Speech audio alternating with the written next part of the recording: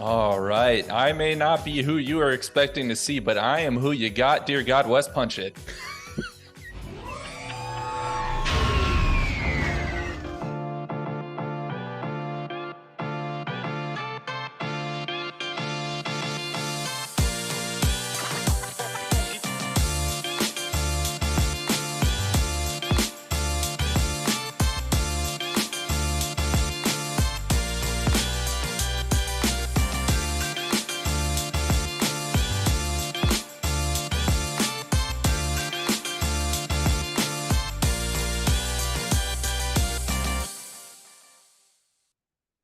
Hello, everybody, and welcome to The Living Force. I am, let me check, not Eric Eilerson. That's right. I am Charles Hankel. I am your only, I guess I'm your only hope tonight. No, not your only hope. I have one other hope with me tonight. Wes, let's go to you, buddy. Wes Jenkins, everybody. I can't introduce you like Eric does. I'm sorry. That's all right. That's all right.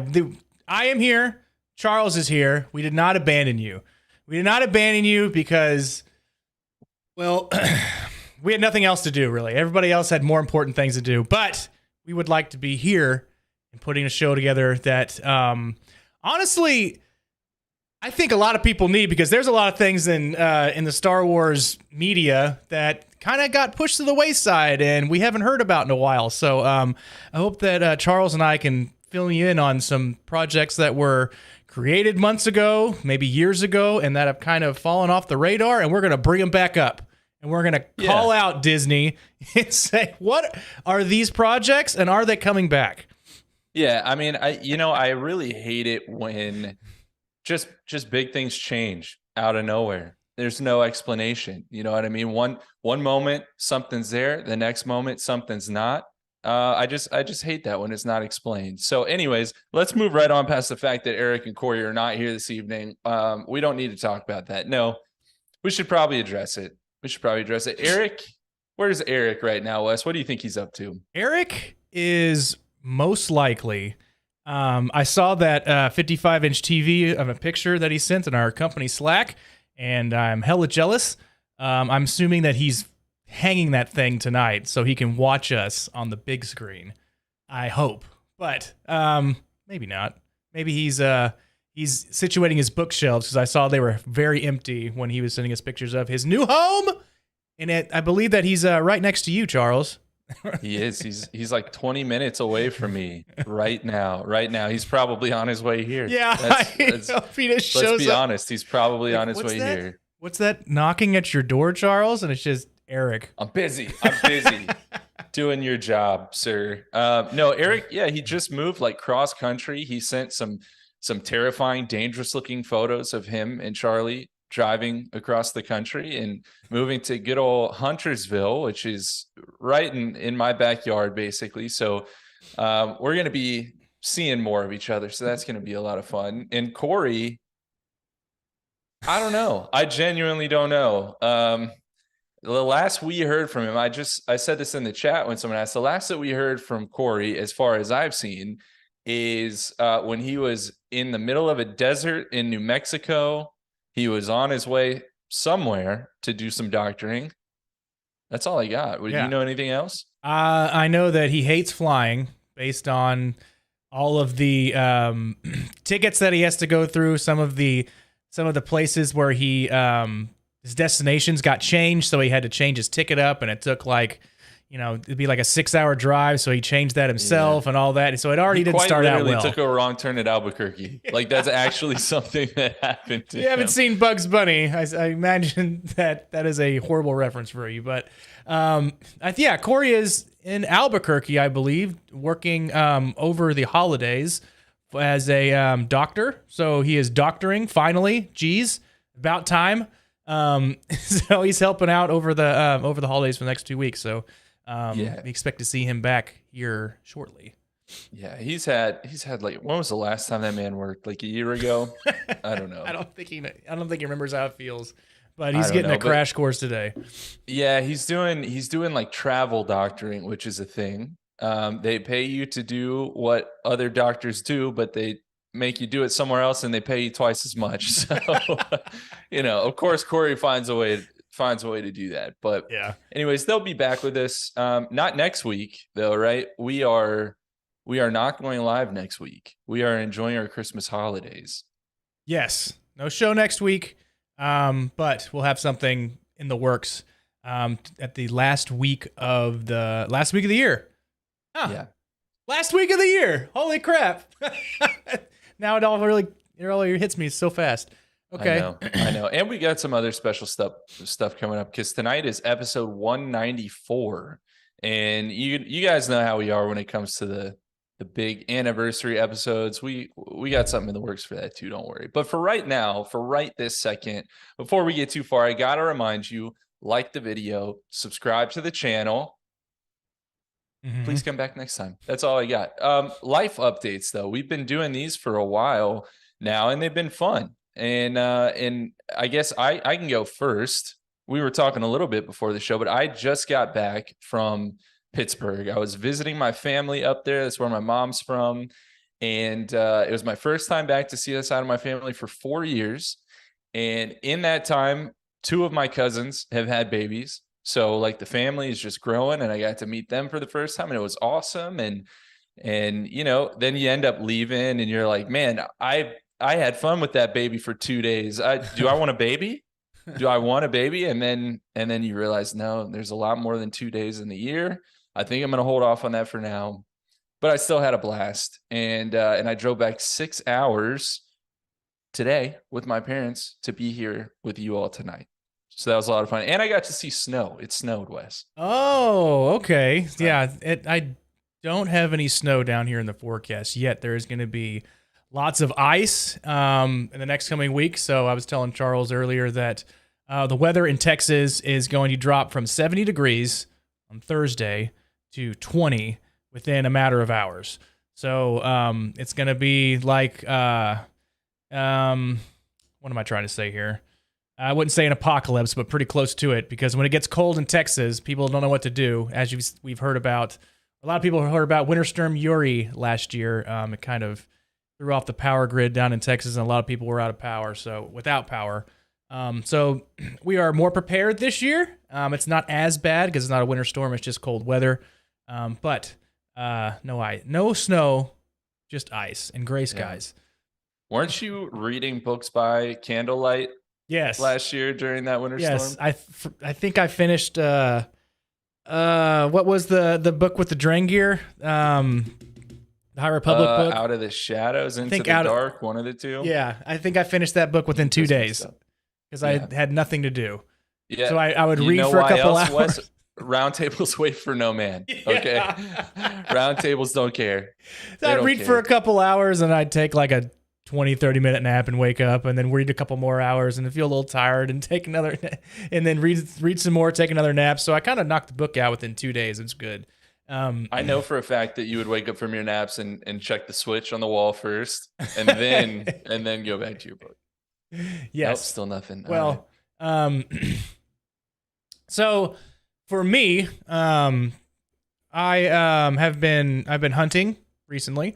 I've been attempting to hunt, I guess. I've gone out there. I guess you could say that's hunting. It's kind of like bird watching. Yeah, it's kind of like bird watching for me right now because I'm looking and haven't really seen anything. But we did over the. I'm trying to see if we have this on here. So over the weekend we had a Utini Secret Santa party, I guess. So everybody from Utini got on a company Zoom. And we did a Secret Santa gift exchange. So everybody got a person on the team, and then you send a gift, and you open it up live if you're there, or not. You just send pictures or a video if you weren't able to attend. But I received my gift about a week ago, and I took it with me to my hunting lease, and I think the party was supposed to be about 5:00, which is where time I was going to be hunting. And so I brought the present with me, and I have a picture of, so here's, this is a platform. This is plywood here. I'm about 8 feet in the air. I'm not done. So it's basically going to be a big box, like a big clubhouse, but this is just the floor. that you're looking at. And so I was laying down on this, and this little blanket here with like the frillies is a ghillie blanket, which makes it look like you're laying on grass. So I was laying on that, and then I had this book that might be one of the reasons why no deer came out, because there's this bright present that's especially the bow that's up there like that. Or it might be the no walls thing too. I mean, yeah, I was getting pretty uncomfortable just laying down with my shoulders up the whole time, so I was moving quite a bit. But I just wanted, I mean, you can't hunt out there if you're not out there, so it's worth a shot. But I called into the Zoom, and then I guess I greeted everybody there for about 10 minutes, and then it got too dark, so I had to pack everything up and go back and open it in my truck. But I was gifted with the Star Wars cookbooks. There's a Life Day cookbook, and there is the Galaxy's Edge cookbook. And they are nice hardback books, and they're pretty thick. And more than just getting the recipes out of them, I want to display them in my kitchen because they look nice. And I have a couple. I have a couple other cookbooks displayed that are like wild game cookbooks, but I wanted something, that's on my other hobby list. So Star Wars cookbooks kind of fit that bag. Well, and anyone that knows you, Wes, knows that you are going to crack these things open. You're going to make a beautiful meal. That's right. From one of them, you're going to choose your favorite one. Then you're going to tip the plate with the beautiful meal on it into a blender, and you're just going to blend it up. That's the only way to eat your food. Dinner. And yeah, if you caught the pre-show, I have a giant pitcher blender that I drink before the show, because I'll usually try to get a workout in before the show, and that is kind of ties me over for a couple hours before I actually have dinner. So it is what it is. But yeah, and another life update. I got a bunch of home gym equipment to the house, and Wes looked over the list because he's a home gym aficionado. So I am now what I'm going to refer to as Wes's protege when it comes to home gyms. So, I'm sure I'll be updating y'all about that too. So keep me posted. Keep me in line. Make sure I'm doing what I'm supposed to be doing. Eric is in the chat, by the way. He's popped in, and he says he likes my hat. And thank you so much. Thank you so much, Eric. We got some other people popping here in the chat too. Some people who apparently do know Bugs Bunny, so that reference was not lost on everybody. That's nice. And then a couple of very cold people listening tonight. Aaron Thompson says he's in Montana and it's -20 the rest of the week. What? So you don't have it so bad. No, I'm sure you have precautions in Montana that people in Texas have not heeded, or wouldn't know how to use them if they did. Like chains on tires. What is that about? We don't know how to put them on, let alone where to buy them. So some of that stuff is way out of our league when it comes to like winterizing automobiles and all kinds of stuff.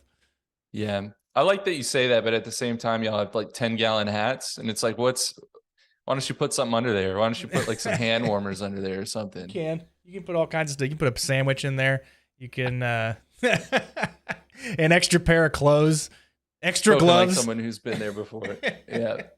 Stephanie Mack is in the chat too. She's I think the runner up right now, -8. Oh wait, she's speaking Celsius. What is that? I can't do that math. -8 degrees Did Celsius. You might be the winner, Stephanie, and I don't know. So congratulations to whoever the winner is. But let's talk about Christmas plans, Wes. What are you doing later on this weekend? Okay, so for Christmas is Sunday.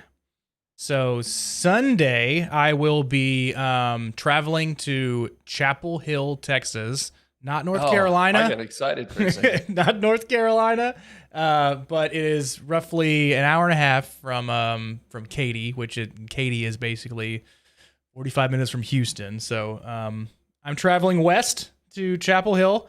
That's where my parents live. They have a couple acres up there. My mom has 2 horses, and my dad cleans up all the poop, I guess. That's all he does. And he mows the yard up there. They're both retired, and that's kind of my dad bought that land years and years and years ago, probably about my age. So he was he is well aware of what his future plans were, and I'm just like I run a Star Wars podcast. What are the horses' names? The first one is Cisco. That one is a Palomino, like a light brownish horse with blonde hair, and the other one is Stash, like mustache. And he's a stallion, and Thanks for the clarification. he's younger. He's a younger horse, and they're both male. My mom usually she bought Stash because she wanted to break him in and kind of train him, give her something to do really. And she takes him on trail rides and all that kind of stuff. So she's always been into horses. My sister is the same. My sister runs a horse farm for the U.S. Army right outside of Fort Hood. So she like takes care of like 30 horses, whereas my mom takes care of 2. Wes, I've known you for a very long time, and I swear that just subtracting Corey and Eric from this conversation, I've learned more about you this evening before the show and during the show already than I've ever known before. So, because Corey doesn't let me talk. Has anybody seen the show? Long-winded Corey doesn't let me say anything, and he knows it. And he doesn't have internet in the desert in New Mexico, so he doesn't even know what we're saying. We can say whatever we want. But we were talking before the show. We were like, they have basically left us with the 2 like least talkative co-hosts to run the show on their own. So I appreciate y'all being brave and giving us the reins and giving us having the confidence in both of us to put together episode 194 that'll probably get the most views that you've seen on YouTube year to date. Ever. Yeah, let's just say ever, not even year to date, right? Look at us. Let Wes talk. Let Wes talk. Let Wes talk. That's right. That is right. Well, we need to let the people talk. We need to let the people talk a little bit. My internet's doing things that my internet does. We're just going to roll with it. If occasionally my face turns into one large pixel, just know I am still with you in spirit at the least. But no, let's talk about what the people should be doing right now. Other than watching this podcast, you should be going over to utini.com. You should be checking out the Utini's voting page. It's like one of the top stories, one of the top links on our homepage. Make sure that you are getting your votes in because the Utinis are only running through the month of December. We decided to push them a little bit this year since we're taking next week off. We are going to be doing the Utinis first thing in the year 2023. But again, the awards are for the year of 2022. So make sure you get in there, make your voices heard. Let's see, what was the best book of the year?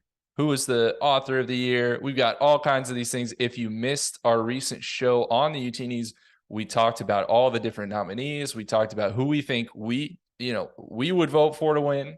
And we want to see who's right, because that's what friendship is at the end of the day, right? Is keeping tabs on who was right the most times.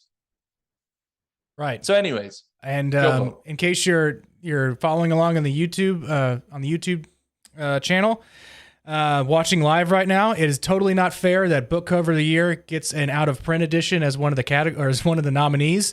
Just FYI, exactly. I'm going to say that in front of everybody because it's so good. But here's just scrolling through. I mean, we have pictures that go along with the nominees, so it's not just a list. You get to see exactly what you're kind of brings a little bit of a perspective to it. So we have pictures of everybody and then pictures of the works. Yeah. A lot of good options this year. Pretty High Republic heavy, which we discussed the other week. But I think we might have some people sneak in there, some non-High Republic winners sneak in there. So we'll see. But on that note, if you are not in our Patreon, why don't you consider joining our Patreon? 'Tis the season. Make it your New Year's resolution. I don't know. But we've got all kinds of stuff, all kinds of extra content over there on Patreon. So go there now if you have not joined us yet. Patreon.com/Utini. I don't think that we have any new patrons, I should say. That's hard, Eric. Man, I know you always mess that up and I make fun of you, but geez.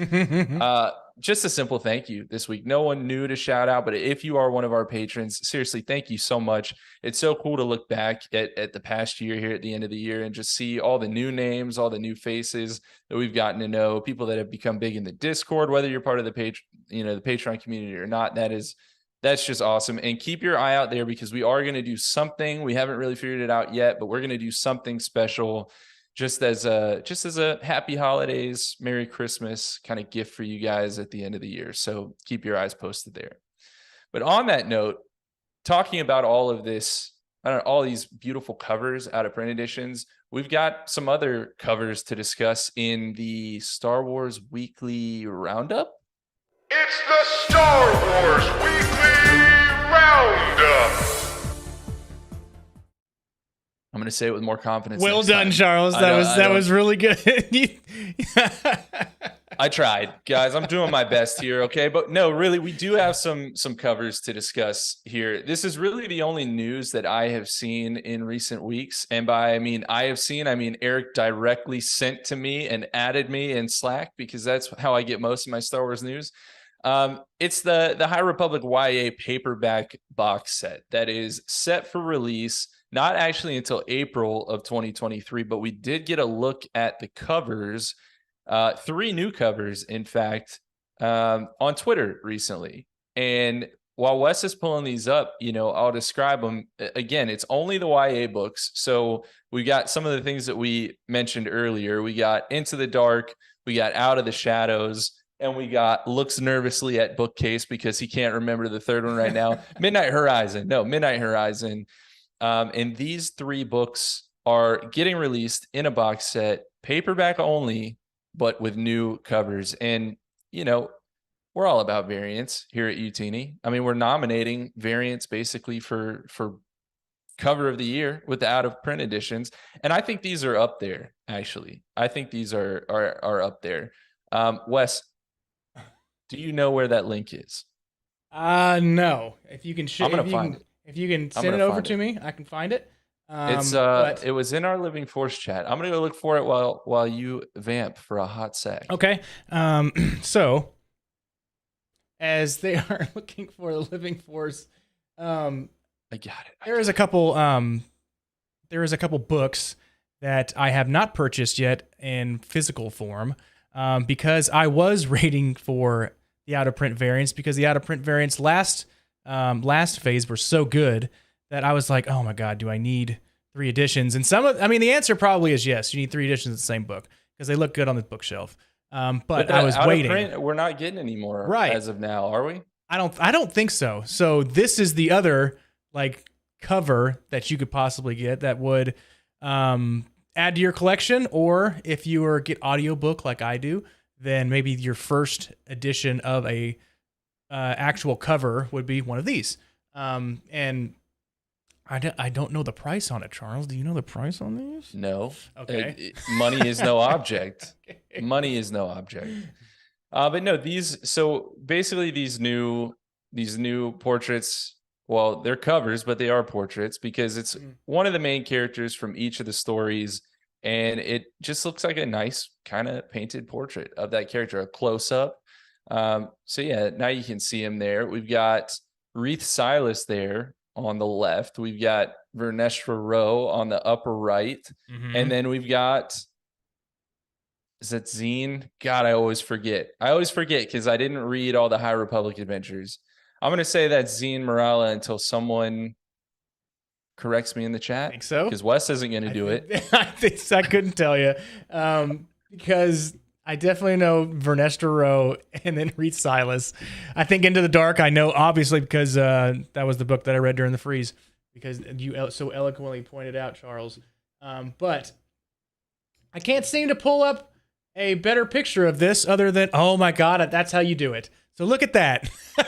Would you just look at it? No, that looks great. Vernestra Rowe. I mean, what do you think? What do you think about these covers? This is very like Obi-Wan Kenobi-esque that I see because of the blue glow and the hood. But it also has a little flair of the High Republic with like the gold tassel that holds it together. But it's like a Jedi equivalent of a bolo tie. Yeah, right. But this is a great cover. Especially, but they're paperback. So, and you said it's coming in a box set? It's a box set. Yep. So they're all going to come together. Obviously it's the same style of art, but yeah, they are paperback. So you gotta be one of those collectors. And I will say I've gotten rid of a lot of my paperbacks. I love paperbacks. The only kind of book that I like to read on the beach, and that's where I love to do a lot of reading. But I don't know that I'm going to pick these up. Not that they're not great covers. I think they look great. I love when there's some consistency in the art as well. Mm-hmm. And here we definitely get that. But I don't know if I will personally pick these up. Did they say when these are actually hitting the shelves, or are they there right now? April 4th. Oh. They were trying to give me an early birthday present the day before my birthday, and that's interesting. I might not buy Why them. they wouldn't? Well, we always had the joke about the supply chain issues with books coming out, but like it'd probably be a good holiday bundle that you could purchase. You know, especially right now. So, I mean, that'd be a good. But I guess maybe next year, 2023 Christmas next year. But they're gonna be out for 8 months by then. But I mean, regardless, if you want to pick these up, they're great covers. They're probably great for displaying as well, because it's not something that I've seen before, especially if you don't have them already. So yeah, there's that. Well, that's really all the news that we have for this week, because it's the end of the year. I assume people even at Lucasfilm and Del Rey and all these places, they got end of the year plans too. So we'll give them a pass. That's all we got this week. And we're going to move on to the main show tonight, guys, because we have got quite a bit of material to move through. I don't even remember how we decided on this topic. I think it was probably the Patty Jenkins news. Correct me if I'm wrong, Wes. I assume that's your aunt or something because you have the last name. I don't know what Aunt Patty is up to. We learned a little bit about that on Twitter, and we'll come to that later. But basically, tonight's episode, you may have noticed, it's entitled "Dead or Nah." And what I really envisioned in my head was a studio audience yelling that out, like in classic 1990s form, like "Dead or Nah." And then someone gets slimed for no apparent reason. Yeah, that was my heyday. But no, tonight we're going to talk about a lot of these Star Wars projects that are definitely, probably, absolutely, at least possibly going to happen in the next decade. And then we're going to put on our Nostradamus caps instead of our Santa caps and decide whether or not these projects are actually going to come to pass or not. Because we can do that now, because this is our show. Mm-hmm. And we do what we want. And the rules are simple. We pick a project and then we decide dead or not. And for full disclosure, I mean, it's hard to keep up with these things, right? Again, I'm not joking when I say I get my Star Wars news from Eric. Like, genuinely, sometimes as I am doing this show, I learn about things from Eric. So thank you, Eric, for all the research that you do for the show. I am lazier than you are. And I found a great article on gamesradar.com, and I don't want to deny them their credit. That is kind of what we use to do this show. We have no affiliation with Games Radar. I don't know anyone that runs the page. I'm not endorsing anything they've ever done or anything they've ever said, but this was a very helpful article. So thank you, Games Radar. Yeah. And just like going back about the news for Star Wars projects, a lot of this gets announced a long time before it even comes out, or if it does come out. And so I forget about a lot of these things until either Eric or somebody like in our Slack, or I see it in an email, or I don't see it in an email. That's a lie. I see it on Twitter. But like a lot of this stuff gets lost in the weeds, right? And so you'll hear about projects that are coming out and you're like, oh, what happened with that? And you don't hear about it. And it kind of just gets pushed off and then canceled, and they don't talk about it. Well, some of these shows have been canceled, and I thought they were coming out. So this is a great episode to rehash some of the projects, some of the movies, some of the TV shows that they said, or that Disney or Lucasfilm has curated over the years or over the months, and then we're trying to figure out, hey, is this something that we're actually going to be getting? Are we looking forward to this stuff? I mean, they put out press releases, YouTube videos, even in Patty Jenkins' case. So we're going to go over some of those projects. And like the title says, is it dead or nah? That's right. Pulse check on all of these projects. Yeah, there you go. And there are quite a few. And I think let's start with one of the big profile names. We're going to get to Patty Jenkins in a second, but let's start with one of the biggest names I would say that I was familiar with, because some of these names, quite honestly, I didn't know until they were tied or potentially tied to a Star Wars project. But Taika Waititi, this is someone who I was very familiar with. And the rumor is that he is getting a film of some kind. He's going to be co-writing it with Christy Wilson Cairns, who wrote scripts for 1917, which was a big World War movie that came out. And Last Night in Soho, I have heard about that movie. I can't tell you anything else about it. But obviously, someone else is very talented as well. And Taika Waititi is what would I say about him? He's obviously hilarious. He's known for putting his own spin on things, and that's something that he said that he is really trying to do with this project. I think he used the words like expanding, the universe, which we talk about all the time, but he used those exact words. That's what he's looking to do, not create something that's been done before, but create something new. So what do you think of when you think about Taika, Wes? So did he direct some of the Mandalorian episodes? He did. Yes, he did. Can you remind me which ones it was? I cannot. I want to say it was one of the ones with the prison ship. He did the finale that opened with the stormtroopers. The finale of season 1, I think, that opened with the stormtroopers on their speeders. That's right. That was like the 10-minute scene, and then they end up. Is that where little Grogu where they punched Grogu? Yes, and that was Jason Sudeikis as one of the voices. So I feel like he would put together a great cast of people that you wouldn't necessarily think that were in Star Wars, but you recognize their voice, which I love.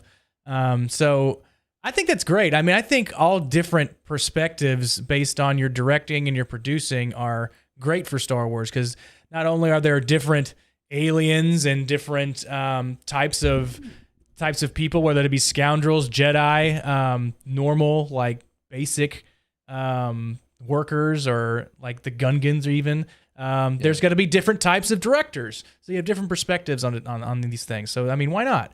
I think comedy in Star Wars has always been there, especially when you watch the original trilogy with some of Han Solo's quips. I mean, that's there, right? So why not? I mean, I think that's great, but what is the film going to be about? Do we know? You get a film, and like, what's the era? Do we have no idea? I don't think we have any information on this, but he's actively worked in the sequel trilogy era, or kind of that, in between OT ST era. Mm-hmm. And one of the comments that he made in an interview with Total Film from this past summer, he said, "I don't think I'm any use in the Star Wars universe making a film where everyone's like, oh, great, that's the blueprints to the Millennium Falcon. Ah, that's Chewbacca's grandmother. That all stands alone. That's great. Though I would like to take something new and create some new characters and just expand the world." So, I mean, I feel like he would probably avoid the OT, because obviously it's very dense with storytelling already. Really, honestly, same goes with the prequels. So I think that we could maybe see him either doing something, I don't know, pushing the timeline towards the future a little bit, or maybe in an era that we've never even seen before. I don't want to jump off the ledge here and say the High Republic, but maybe there's something that ties in between episode 8 and 9, because it is, how many years is that? 10 years, right? 5 years? 5 years. I think it's 5 years. So I mean, there's always that story, and if you're gonna do new characters, you can always do new characters off a different planet. That's what's great about Star Wars, is that you can create a whole new set of characters and a whole new world, because there are hundreds of characters that you've seen like for brief moments, and there are hundreds of worlds. Like, you can just keep expanding into the chaos. That giant map that we have seen online of how far out the outer rim is. So, I mean, even what's past the outer rim, who knows? You can always create something. So why not? I mean, there's probably like a character in The Last Jedi that we barely saw that you can make a movie out of, or you can just like put together some kind of script of where this particular alien has come from. Whether it was from Canto Bight, or whether it be Like what are those, like those wolves that were on Crate, or those, what are Oh, they? the little crystal Yeah, fox little crystal things. foxes. Yeah. So Who knows, man? But it's interesting because, like, at least in my mind, right? Like, Taika makes good action movies, but like comedy heavy, right? If you're thinking about like at least what he's done with Thor, what he did Mhm. with Love and Thunder and Ragnarok. I mean, they are comedy heavy, like to the point that it's almost a comedy before it's an action movie. And for some reason in my head, comedy being like this light thing is almost like the antithesis of like lore, like creating new lore and that kind of stuff, right? So I'm really interested to see what this project might be. And I think he has proved, at least to me, I'm sure there's a lot of angry people on YouTube that if they see this would disagree with me, but I think he can handle big IPs. I mean, I Yeah. think he's shown that with his work in Marvel and what he's done in Star Wars so far. So Yeah, he has a yeah, great resume. You shouldn't have to hold him back with anything. yeah, and a great accent too. I mean, just even So the just even thinking about it, Canto Bight would be great for a comedy. Yeah, like, It actually would. you Who's know? that? Who's that one character that I think it's Joseph Gordon-Levitt voices him? That's like turning Finn into the policeman. He's just like, yeah, you parked this Yeah. scooter right over there. Yeah. Yeah, that guy needs a whole just trilogy. So yeah, I definitely agree. That's easy. That's easy pickings for a comedy as Canto Bight. So Yeah, no, for sure. Well, so then the first question of the night was, dead or nah? Is this project going to happen? It doesn't have to happen in 2023. That's not what we're talking about. Will this project come to fruition? Period. What do you think? I say nah, as in not dead. I think Disney, I think Lucasfilm, I think Star Wars would be crazy to lose Taika Waititi as a possible director for a Star Wars movie. I think he'd bring great perspective and a different point of view that we really haven't seen in Star Wars lately. Whether they put it on the big screen or whether they put it on Disney Plus, I think he'd be an incredible asset to Star Wars. So Yeah. Yeah. No, I agree with you. I just want to point out that Eric, who could not be here but is in the chat, he's breaking the rules of the game already. He's saying alive but sick. That's what he's saying. He's alive but he's ailing. That's not the name of the game. It's not the name of the game, Eric. It is dead or not. And I agree with you, Wes. I'm going to say nah. I think Taika Waititi is alive and kicking. I think this project is something that we're going to see. I get the feeling it's in the farther future than we want to probably admit, but I think it's going to happen. yeah. Well, so let's move on to Patty Jenkins, because again, she was kind of the inspiration for this episode, I think, in a lot of ways. And I know we talk behind the scenes, like, is it going to be weird that we're talking about your aunt on the show? Like, I'm not trying to mix like family and business, and then you're going to have to see her at Christmas, and like, but we decided for the sake of the show, we should probably talk about this. So Wes, tell me what you remember about Patty Jenkins' supposed film, this Rogue Squadron project. So what I remember is we got the YouTube video of her showing or rollerblading up to her car and speaking about her father, and then talking about a new Rogue Squadron film that would be coming out in the very near future. It'd be the next full featured film. And that was kind of what everybody was excited for, me included. And I think it was slated, for what it's worth, I think at the time it was slated 2023. Oh yeah, okay, yeah. So fairly soon from, we must have heard about it a year ago, I think. Well, so the teaser that you're referring to, that was actually posted December 13th. Or no, I'm sorry. It was I don't know a day, but December of 2020. So that teaser came out 2 full years ago. And I think that we heard about the project before we got that teaser, if I'm remembering right. I want to say maybe even a year before that. So like, this thing was supposedly in the works for years now. Yeah. And you're playing it now so we can kind of all watch it back. It's a really good teaser. I mean, It this was. got me excited for it. I don't know. I didn't understand why she was rollerblading, but it was kind of cool at the same time. Yeah. And she seemed to really talk about the project with a passion because of what you're referring to about her dad. I don't remember the specifics, but I think her dad was a pilot or was in the military, and Mm-hmm. she was really treating this as not just a Star Wars project, but as a way to I kind of tell his story a little bit, or inject a little bit of her own family life into Star Wars. Right. Which made it a lot very personable to her, which Right. made us all believe this has got to be something that's happening, right? It's got to be incredibly important not only to her but to the Star Wars fan base, because we now have like a movie with important events, and she puts on the helmet afterwards. I forgot about that. That is awesome. I did too. And the full on Oh yeah, and X-Wing. she walks Oh. to the X-wing. I completely forgot about this. So yeah, I mean, so it feels like she put her heart and soul. Not that she didn't do that with any of her other movies like Wonder Woman or something, but I mean, we got this great teaser of Star Wars Rogue Squadron. Everybody that I know, I haven't read them yet, are just like thrilled with the Rogue Squadron books. I mean, it's brought so much lore to Legends. Everyone but Corey. I love those books. I love those books. Yes, they have cringy moments. Yes, they star Corran Horn. Yes, there are things in them written in certain ways that you would not write them today. But if you appreciate them through the lens of the time that it was, I think they're great reads. And yeah, I mean, they would not go to the trouble of making that teaser Yeah. if they did not think this thing was alive and well. But here we are, fast forward 2 years, almost to the day from when that teaser was posted, and Patty Jenkins is rumored to not be working on Rogue Squadron anymore in favor of one of her other really big projects that she's also very passionate about, Wonder Woman.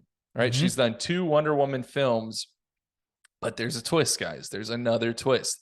DC, who obviously owns Wonder Woman, or Wonder Woman is a DC character, they recently changed who's heading up their company. And in that change up, in that switch up, it sounds like they are axing a lot of the projects that were on the board. And part of that is a financial reason, apparently.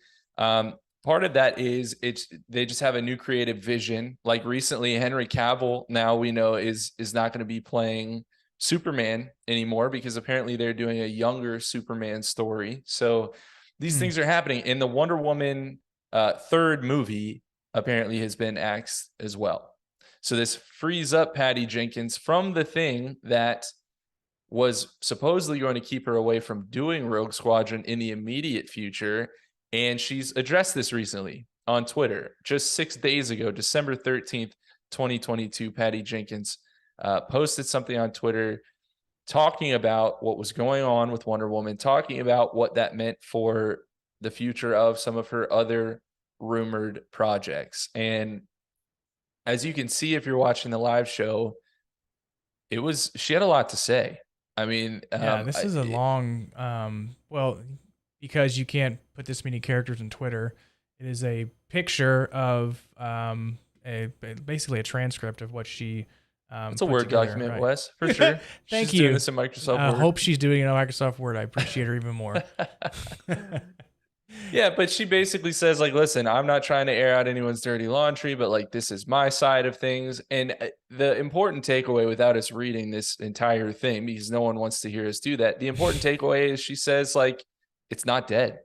Like, Rogue Squadron is not dead. And she's talking to Lucasfilm about this thing, and it's still a possibility. So do we take Patty Jenkins at her word? Get it?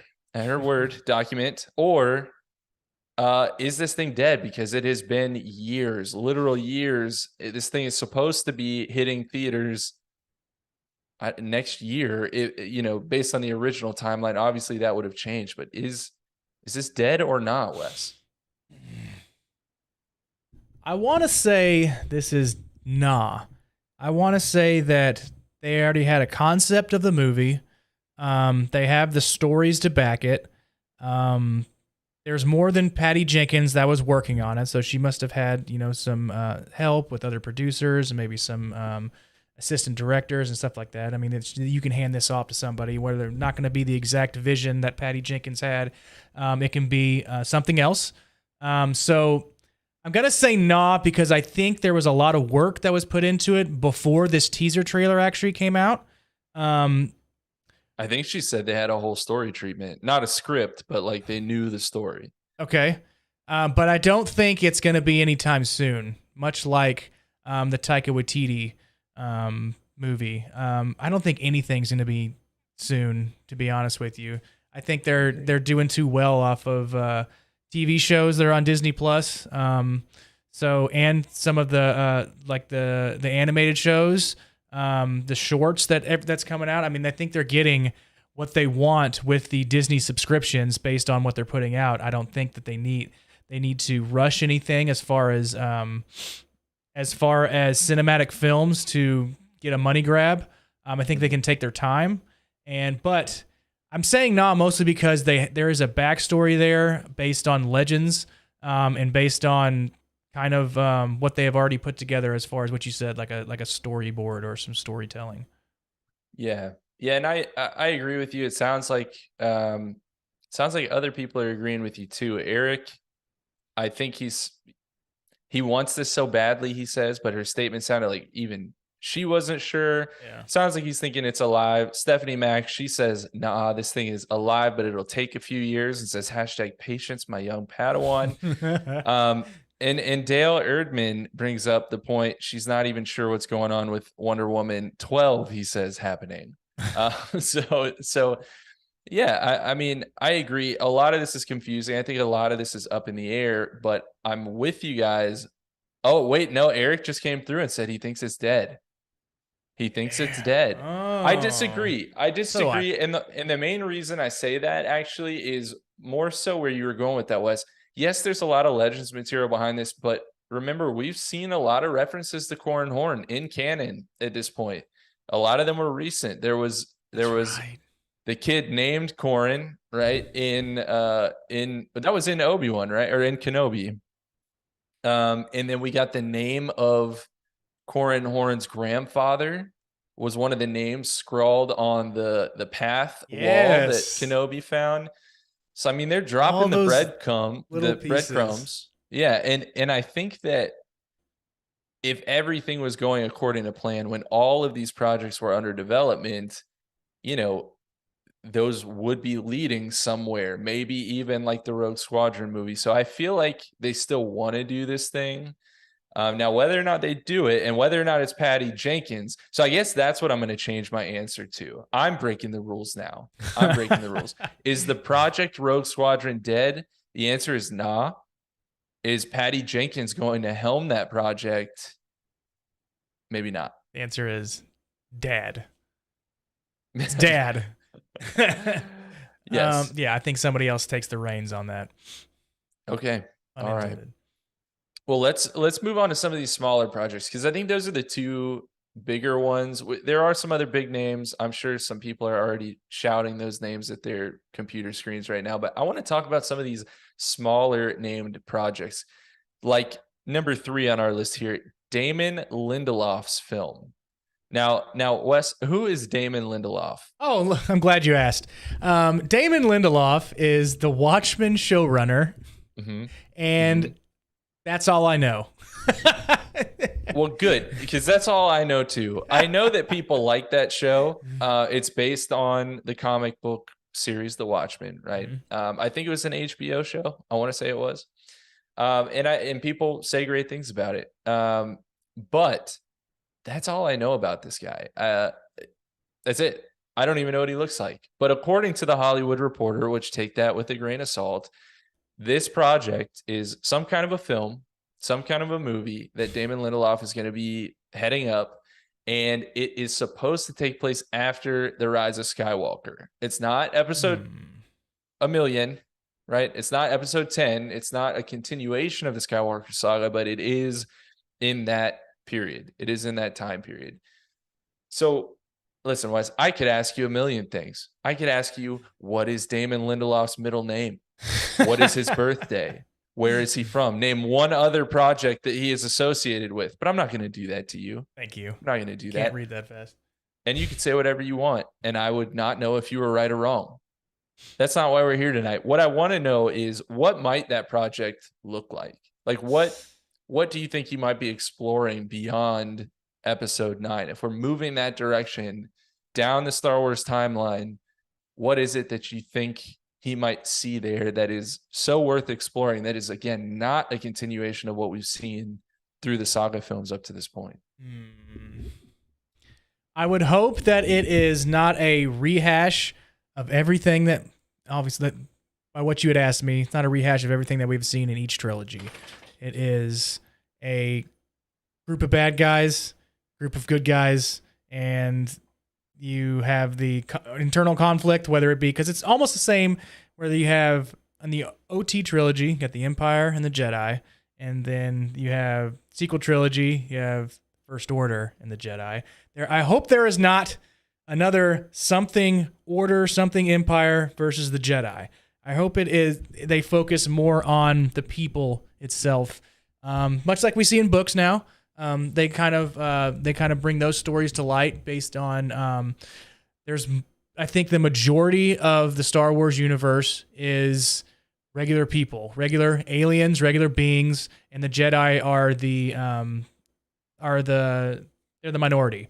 Mm-hmm. So there's other conflicts, much like the video game that we all wanted to come out a long time ago, 1313. Just that would go over, some of the stories that go on within the lower ranks or the lower levels of Coruscant, and not necessarily Jedi have to be there. It could be all kinds of different kind of beings. So I think a story that is not Jedi centric would be fantastic. That you can relate to. You're like, you know what? That's kind of the person I would be if I were in Star Wars. I would be the shopkeeper, or I would be the be the scoundrel. I'd be the guy that steals the Jogan fruit or something from one of the stands. So something that is not Jedi centric would be would probably be my guess. Yeah, I mean, I get that. I get that would be meaningful to you, because it was meaningful to me to see Dr. Quadpaw in Andor, yes. And I saw myself in that character, and I want you to have that experience too. So no, I agree with you. I mean, I would love. It's tough, actually. I'm going to backtrack. It's tough because I agree with you that I want to see non-Jedi stories, and they've proven recently how well they can do those stories through TV, even through books recently, where Jedi kind of took a back seat, even in the High Republic, which is ultimately a story about the Jedi, I think. But I don't know. Nobody knows. It's about the Drangir. But the other side of that coin is, you want to know what happens with the Jedi. You want to know what happened with Finn and Rey. I know we're not going to maybe see them, but might we see new characters, and we hear about maybe, oh yeah, I was trained by Finn, or I was trained by Rey, and this is what they taught me. And I would love to see that too, because we spend so much time learning about those characters. I would at least like to know what their legacy is, even if we don't necessarily see those characters moving forward. That is always the hook that they do, that really any movie, and I got one specific, which is ridiculous, but that's really any movie. The hook that they have is they bring what you're most used to back into the fold the last 5 minutes of the film, where you're like, oh my God, this movie was okay, but now it's amazing because so-and-so showed up. Much like Vin Diesel in Fast and Furious 3, when the whole movie was nothing about any of those characters from the Fast and Furious, and Vin Diesel shows up the last 2 seconds of the movie and was like, hey kids, something or other. I know nobody remembers that movie because it was terrible, but still. Was that Tokyo Drift? That was Tokyo Drift, yes. Yeah. I think Vin Diesel cut a super weird deal to make that appearance. I don't remember what it was, but he got some ridiculous agreement to do that scene because people weren't going to go see it because there was no Tourette. Yeah. You know what I was doing right before this, Wes? Don't tell me you're watching the Fast researching. I was watching the Fast and the Furious. I was legitimately watching the first one. Yeah. That first one holds up. First one's a good movie. Holds up.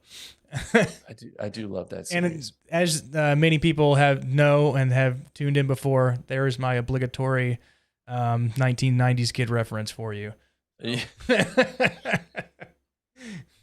So Yeah. Well, so Fast and Furious franchise, dead or not? it's so nah. They make too much money. Decidedly they nah. make way too much money. Decidedly not. Corona would never let that happen. Okay. They're backed by some powerful people.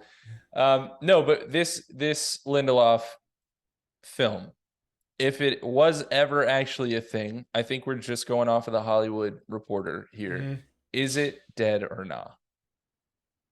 Oh, it's dead. I'm gonna say it's dead, but I'm gonna say it's dead because I said nah twice, and there's got to be some kind of balancing out, much like when you take a multiple choice test and you don't know any of the answers, and it's true false. You can't. Yeah, you can't put C on everything. You can't put true on everything.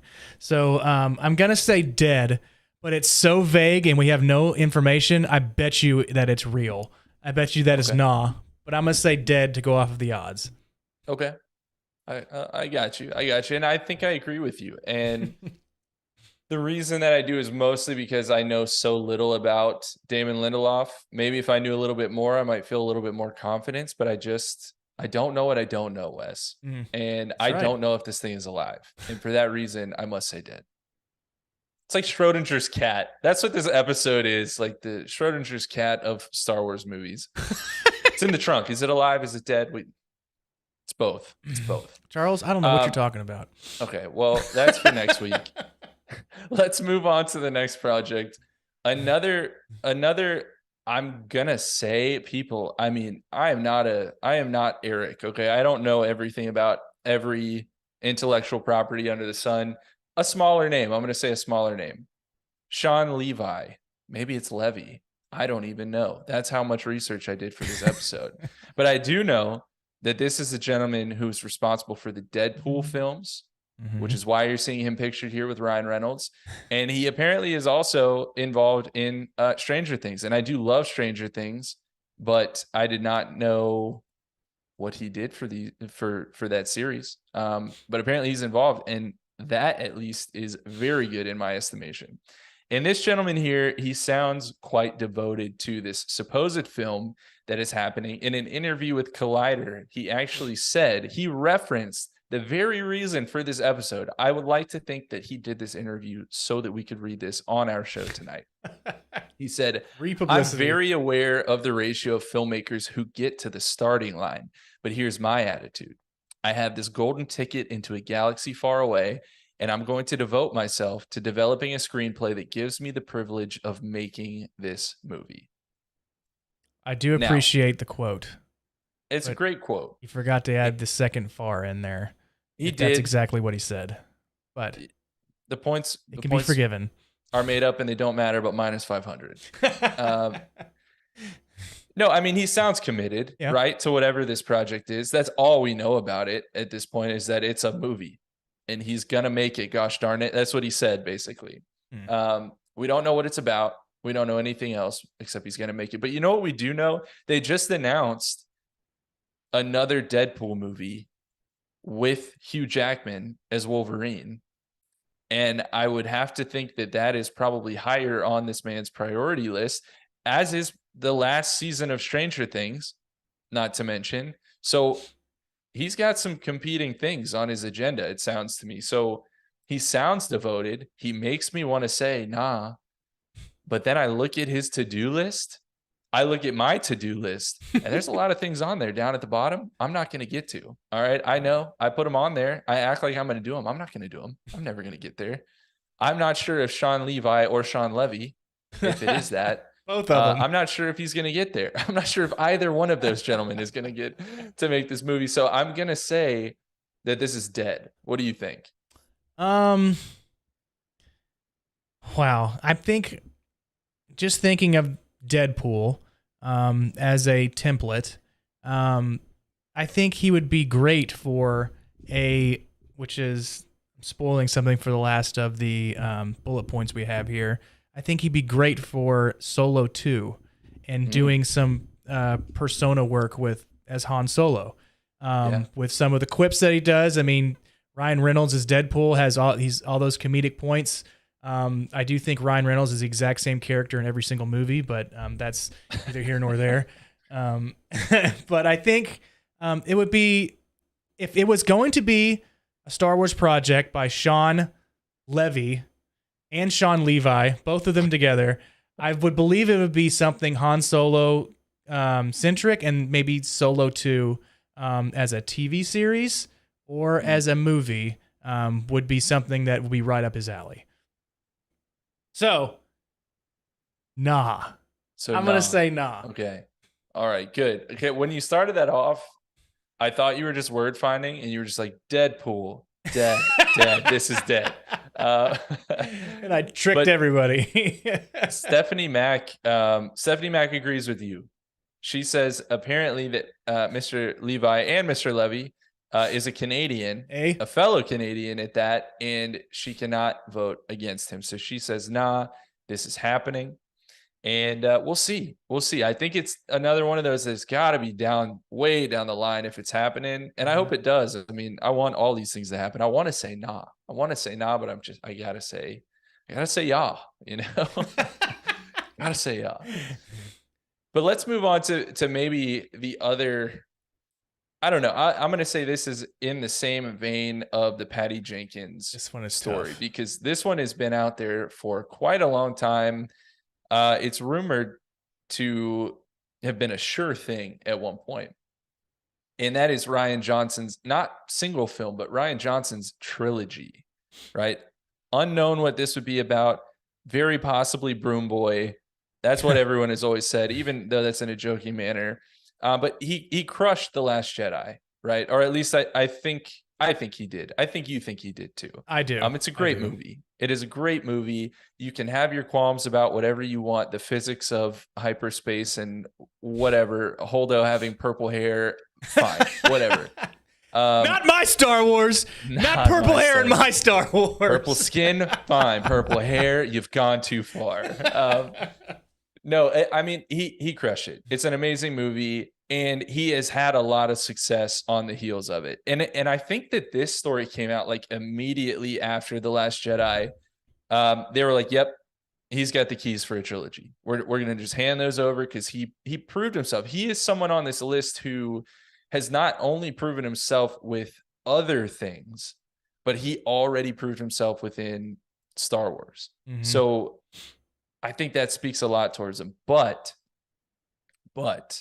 we are not now just talking about one film, right? We're talking about, is a trilogy going to happen? And you may have heard about this other little movie that he did called Knives Out. Have you ever seen Knives Out, Wes? You know what? I haven't taken the time to watch it. Well, it's good. Yes, I know Eric raves about it, both of them. And I have had it up on the screen, and I haven't clicked play yet. I've been in the vicinity. I've been so close, but I haven't turned it on yet. And there's a lot of things that I haven't watched that I need to watch.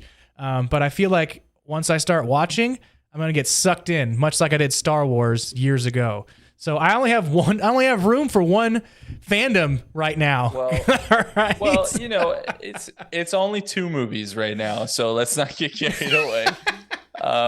It's worth it. It's Daniel Craig. Oh, it's a star-studded cast. It's all kinds of people. I'm not even going to try to name them all because I'll miss important people. But Daniel Craig is the detective. I'm a big fan. And he's wonderful as well. So there's Knives Out, and then Glass Onion just came out. And Netflix gave this man buku money for this film. It was out in theaters for like a week, and now it's a Netflix exclusive because I think they funded the project or whatever.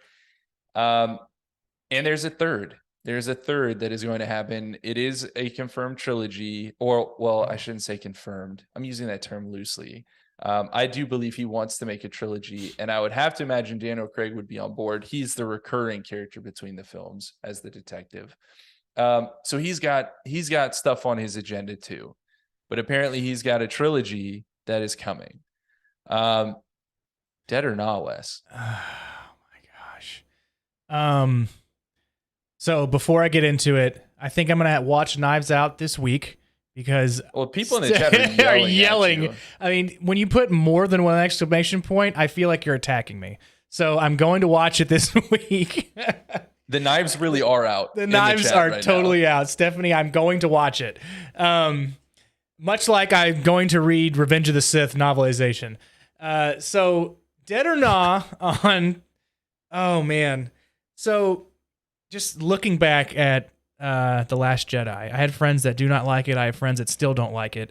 I wasn't the biggest fan when I first saw it, but after every single viewing, I liked it a little more and a little more and a little more, and it is by far my favorite movie in the sequel trilogy because it's so different, and it answered some questions, but it left a lot up to the speculation. And it was a really, really well put together film, I think. And I think some of the points that were made, some of the questionable matter, I think were fantastically done. So I think the what do you say, the hires that be, the overlords, Powers that be. yeah, the powers that be. Thank you, Charles. The overlords at Disney, Lucasfilm. That too. I think they've noticed that throughout the years. I don't think they were necessarily on board with it. Well, they had to be because they announced it like after the movie came out, right? So, but then I think some people soured to it and maybe coming back. I don't know. But trilogy is that's a big thing. I'm gonna say, oh man, I'm gonna say dead. I'm gonna say this is dead because based on a trilogy. I think him heading up 3 movies. It's been so long since we've heard anything. There's a lot of speculation. There's a lot of rumor out there that says, no, of course it's still going. Of course I'm going to do it. I mean, if they told me, maybe Wes, we're going to, do your trilogy. Maybe we're thinking about it. And somebody came out and asked me, hey, you think it's still going to do your movies? He's like, of course they are. Why wouldn't they? I'm amazing. Everybody loves my work, so I would build myself up, but I'm gonna say dead because I just feel like they aren't going through with it based on backlash, based on various Disney higher ups leaving and coming back, stuff like that. So I'm gonna say dead. Charles, Yeah. what about you? Yeah, I mean, you bring up a good point. There's a lot of the powers that be, as you say, they're changing. And sometimes they're changing back to who they were before. And who knows what that means for some of these projects. But I think I agree with you that like trilogy just feels far-fetched at this point. Yeah. I mean, we're talking about a project that if he started like after the Knives Out third film, we're probably talking about a trilogy ending like a decade after that. I mean, that just feels, I don't know. It's hard to say that that's not dead. I think he will make another Star Wars film. I do think he will come back to that. Or maybe he'd get a turn on a TV show, but trilogy, that's dead. That is so dead. I'll throw you another one. Will there ever be another Star Wars trilogy? Yes. Okay. Yes, there will be. I think we're going to see another big gap here, though. I think they're focusing on smaller, well, not smaller, but just Singular. they're not focusing on the saga. Yeah, they are certainly throwing enough money and time into Star Wars itself, but they're not focusing on the same formula that they have in the past. They're changing up the recipe to the secret sauce, and I think it's working. I mean, I think that people are open to it. I think people have really been enjoying the TV shows, the animation, and so I don't think they're going to rush into another trilogy because I do think they tripped over themselves a little bit with it, so they don't want to repeat that mistake. And things are going well in the other mediums right now. Yeah, so I agree with that. A lot of people are throwing some comments in here. Tiger Den 27 has popped in, and other than yelling at you to watch Knives Out, which everyone else is busy doing, Tiger Den says Star Wars can go full Marvel, where one shows a Western, one is a spy thriller, and maybe Ryan gets a murder mystery or political thriller. So maybe taking the type of story that he's shown he's very capable of doing, and doing in an interesting way with a murder mystery and putting that in the Star Wars universe, yeah, I think we could see that. I do think he is someone though who values doing new stuff. So I don't know if that is something he would be jumping at doing. Broom Boy solving murders, Broom Boys, the Hardy Boys. I don't know. Maybe. Stephanie Mack Yeah. really just wants you to watch Knives Out. I mean, that's what it comes down to.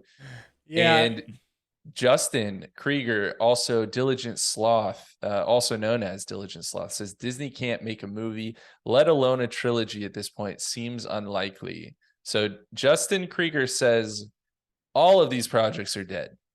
All of them, because they're all movies. Yeah. Well, so, I mean, this is kind of, we're just bringing back, we're doing a pulse check, like you said. We're trying to figure out all of these stories and all of these rumors, all of these press releases. Everything gets put out into the medium or to the media, and we want to bring it back and kind of gauge, are these actually happening? Because we remember, we don't forget. We're like elephants. So we're gonna talk about the things. That's what I always say. Star Wars fans are like elephants. We're not forgetting. Stephanie Mack says 100% Ryan Johnson's trilogy. 100%. So mark her words. I would love it. I want it to happen, Stephanie. I want it to happen. Yeah, if we vote dead, just to be clear, we are not saying we want these things to die. We want these things to happen, but some of them, our hopes are dwindling. But you know, we'll come around. And the last one here, Kevin Feige getting a Star Wars film. This is another story that was going around, and there are a lot of things about Kevin Feige that I am confident about. Am I confident that he will continue wearing ball caps with blazers? Yes, I am. Kevin Feige wears a baseball cap at a red carpet, and I love it. Every time. Am I confident that this movie's getting made? Maybe not so much. And I'll tell you why. That's because there are some conflicting comments out there from people who should know what's going on, I would think. Alan Horn, who is at one point or another the Disney co-chairman, maybe not anymore with all the shakers that have happened, but Alan Horn said, we're excited about the projects Kathy and the Lucasfilm team are working on. With the close of the Skywalker saga, Kathy is pursuing a new era in Star Wars storytelling, and knowing what a diehard fan Kevin is, it made sense for these two extraordinary producers to work on a film together. Now, the aforementioned Kathleen Kennedy later would say, I would love to see what movie he would come up with, but right now, no, there isn't anything specifically. So this is one of the things that's really half-baked, it sounds like. There's not even an idea. There's not a story treatment. There's not a script. But apparently he's got a film. What do you think? Well, just that quote, knowing what a diehard fan Kevin is, it made sense for these two extraordinary producers to work on a Star Wars film together. Yes, they can work on one together and it'd be great. But is it going to be a Star Wars film that they work on? Or is this just like, yeah, it'd be great if you made one, but we're not necessarily giving you one. I'm sure you could do it, but we don't have one for you. So, I mean, Kevin Feige would make a fantastic Star Wars film, of course. He's a great director. He's a great producer. But I mean, I don't think there's one out there for him right now. I'm sure he is a little busy with some of the Marvel works that he's doing. Right. So I think he is on a list of people to make a Star Wars movie. He just doesn't have one yet. They don't have anything specific for him, but he will have one eventually, I think. Yeah, I mean, I think that's reasonable. I think, though, for me, I've made the point several times this person has too much on their plate. And if I made that argument for them, I got to stay consistent here. And Kevin Feige has got a big plate, but that thing is overflowing. That thing is Thanksgiving round one in the Jenkins household. You know what I'm saying? Things are falling off the plate, walking to the table. The dog is, picking up the scraps along the way. I mean, there is not room on this man's plate. So for that reason, I'm going to say that I think this is dead. I think it's dead. I said it. Yeah, I'm going to say the same. Justin Krieger. I'm not really interested in the producer of something is. I want to know who the writer and director is. So Fair point. That's a good point. You want to know who actually puts the guts into the into the writing itself. But kind of piggybacking off of that comment, they have mounds of content that they can go after. They can use pieces of legends. They can use pieces of canon works and create a story or a movie off of that. Or I mean, really just use that as a backbone and take a lot of points from a bookie, like a book like maybe like Bloodline, maybe like one of the Legends pieces. What's that? What's that? The famous Legends book that everybody loves. I Jedi. So I mean, that could be a branch of the Rogue Squadron books or which movie that hopefully is still coming out, but I want it to happen. So this one, I'm gonna kind of agree with you. It's too much in this man's plate. He is on the whiteboard, kind of near the top. There's a Kevin Feige name written up there in black Sharpie marker because it's not going anywhere. It is permanent. Yeah. But I don't think they have a specific works in there for him yet. Yeah, he's sticking around. Unlike whoever wrote on the whiteboard with a Sharpie, that person's let go immediately. Isopropyl alcohol, it takes it off. Yeah. Well, so you sound like someone who's made that move before. Now, my job. It's not just films, right? It's not just films. That's what we were focusing on tonight. But there are plenty of other projects that at the very least have been rumored. Some have been confirmed. Some have had trailers. Some have had tweets. And I want to end with just some rapid fire projects here that at least at one point or another were thought to be something that was going to happen. And we got a few of these things. I just want to know, dead or not, we are not going to discuss these things in any detail. I'm just going to throw them out there. You say dead or not, I say dead or not, and we move on. Are you ready, Wes? I'm ready. All right. Number one, a Lando TV show starring Donald Glover. Dead or not? Dead. Dead. Number two, Star Wars Visions Volume 2. Dead or not? Nah. Nah, I agree. Number three, Solo 2. Based on what I said earlier in the podcast, nah. I think it's dead. Number four, Star Wars Eclipse. Just to remind you, that's the High Republic RPG.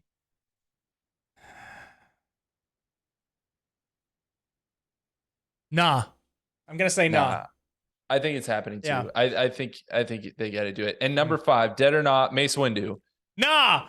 Nah, man. Nah, Mace Windu is alive and well. Windu's Windows is open for business. That's right. Just a couple floors. Not even a couple floors. Hundreds of floors down Coruscant. He's making a living. He's a 9-to-5 now. He doesn't want anybody to know, but he's right. Making a killing, and he has his retirement and a pension. He's coming back. He has to. Sam Jackson wants to.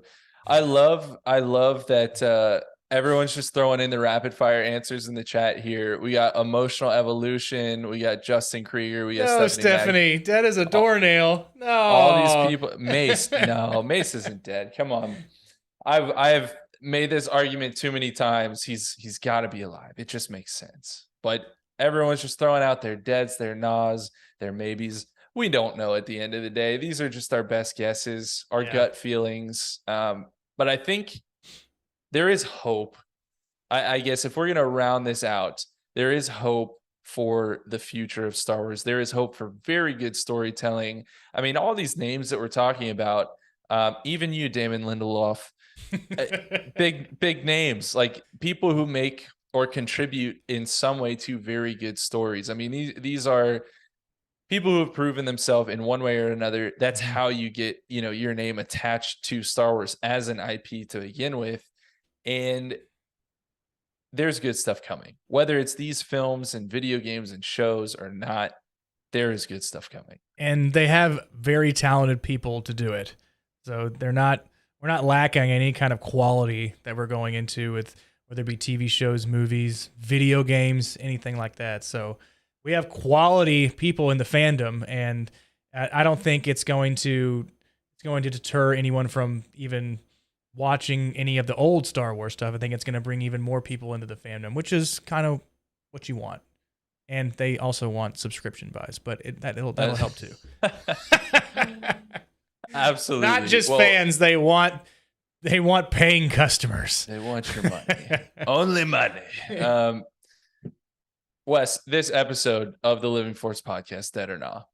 This episode, nah, dude. Nah. I think we knocked it out of the park. We're so good. I think come last episode of the year, just us two again. I think Eric and next what's gonna happen? I'm the producer of the show.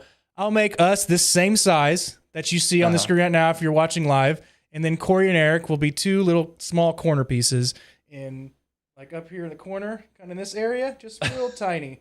We'll just see them. And we'll unmute them when we're ready. When we're ready. But they have to raise their hands.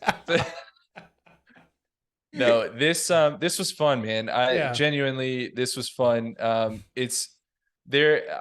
I don't know why I thought about this, because we have talked plenty, and obviously we've hung out together in Asheville during the documentary. But it's a different dynamic for it to just be us two. It is than to have the whole group. There's like an episode of that '70s show. I used to watch the crap out of that show, where two of the characters who are in like every episode together find themselves alone, and they're just like they kind of realize like, what do we talk about? Like I don't like we don't do this, and that's kind of what this was for us, but it was a lot of fun, man. This was a good time. So yeah, I had a great time. Thanks for making it. Thanks for hanging out. Maybe we will be back next week. Maybe Wes and I will be back next week while Eric and Corey are off doing Eric and Corey things. Who knows? And just to peek behind the curtain, we were before we went live, like this is probably going to be a shorter show. So sorry in advance, but this is going to be a shorter show for sure. And it definitely went just as longer than any of the shows that we've done before. Yeah, I don't know what that says. I don't know what that says about us, but I'm happy. I'm happy to have spent this time with you, my friend. So yes, sir, me too. On that note, that will do it for this week's episode of The Living Force. If you're already supporting us on Patreon, head over to Discord, join the Aftermath After Show. No, don't do that. Don't do that. It's not, just don't. But you could just go over to Discord and join any other channel that you want, including the Living Force channel. If you want to talk to us, hop onto that channel.